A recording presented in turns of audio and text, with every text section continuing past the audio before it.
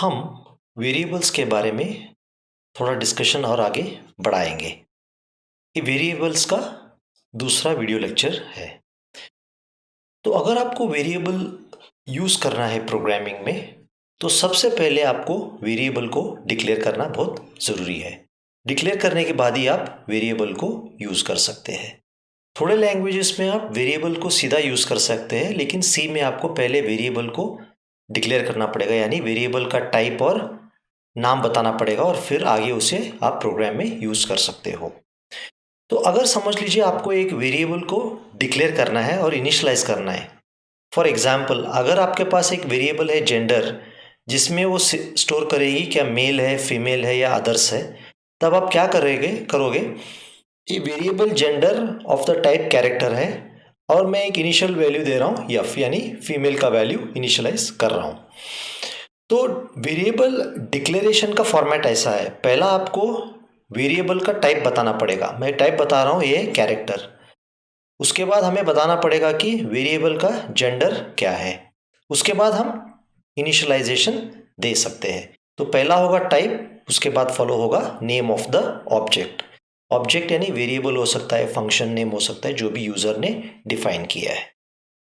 तो अगर आपको वेरिएबल के एट्रीब्यूट्स यानी प्रॉपर्टीज जानना है, तो वेरिएबल के साथ क्या क्या जुड़ा होता है, तो मैं अभी आपको एक थोड़ा बहुत एक्सप्लेनेशन दूंगा।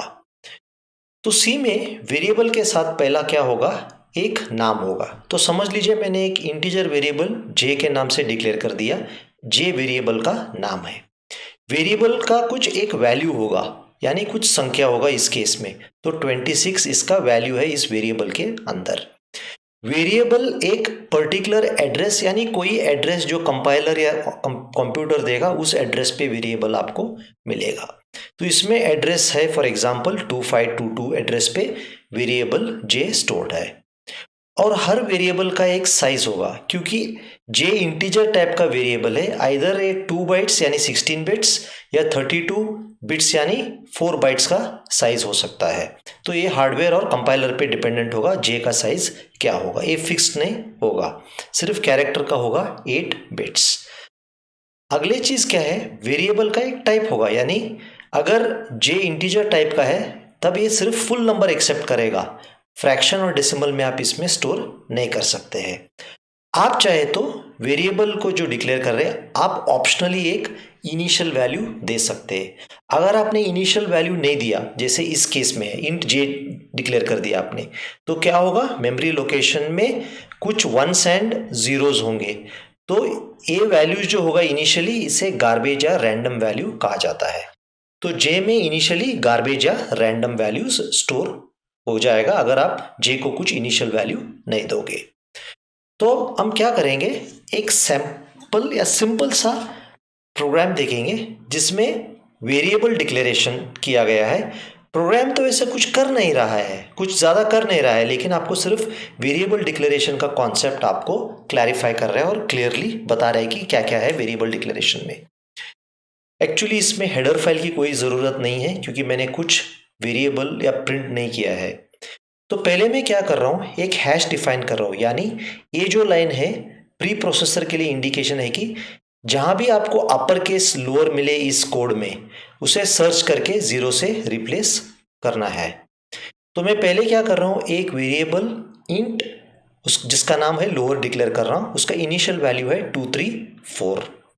अगले लाइन पे मैं एक कैरेक्टर वेरिएबल सी डिक्लेयर कर रहा हूँ, इसका इनिशियल वैल्यू है ए। डी और एफ भी कैरेक्टर टाइप वेरिएबल है, बस इनका इनिशियल वैल्यू कुछ नहीं, तब इनके अंदर रैंडम या गार्बेज नंबर्स होंगे। अगला वेरिएबल है शॉर्ट एज। शॉर्ट भी एक टाइप ऑफ इंट जैसा है। तो जनरली क्या किया जाता है, समझ लीजिए एज है, एज 3 डिजिट से तो बड़ा नहीं होगा, ठीक है। तो अगर मैं इंट दे दूं, समझ लीजिए उस मशीन पे, कई मशीन पे 32 बिट्स दिया जाएगा। अगर शॉर्ट डिक्लेयर करूं तो शॉर्ट का साइज हो सकता है 16 बिट्स, तो आपका 2 बाइट यहाँ बच जाएंगे। तो शॉर्ट का साइज होगा इंटीजर से कम या बराबर, ठीक है। अगला स्टेप पे मैं फ्लोट को डिक्लेयर कर रहा हूँ, एक वेरिएबल फ़ारेनहाइट, जिसका FAHR इनिशियल वैल्यू दे रहा हूँ 123.45। ये रियल नंबर है, इसलिए मैं इसे फ्लोट डिक्लेयर कर चुका हूँ। अभी मैंने क्या किया है, इंट स्टार्ट करके एक वेरिएबल डिक्लेयर कर दिया, उसे इनिशियलाइजेशन भी किया है। लेकिन क्या होगा, जो प्री प्रोसेसर है, एक कोड कंपाइलर जाने से पहले जहां पे भी लोअर होगा, इसको लोअर को 0 से रिप्लेस करके यहां 0 डाल देगा। अगले लाइन पे एक इंटरेस्टिंग डिक्लेरेशन है, ये कह रहा है कि const double e is equal to 2.70 जो भी है आगे। अभी आप अभी इसमें समझना क्या है, ई एक वेरिएबल है, उसका टाइप है डबल, लेकिन क्योंकि मैं डबल से पहले एक कॉन्स्ट नाम दिया हूं, तब इसका मतलब यह है कि ई का वैल्यू में चेंज नहीं कर सकता हूं। कॉन्स्ट मतलब कांस्टेंट यानी फिक्स्ड वैल्यू होगा ई का, लेकिन टाइप होगा डबल का।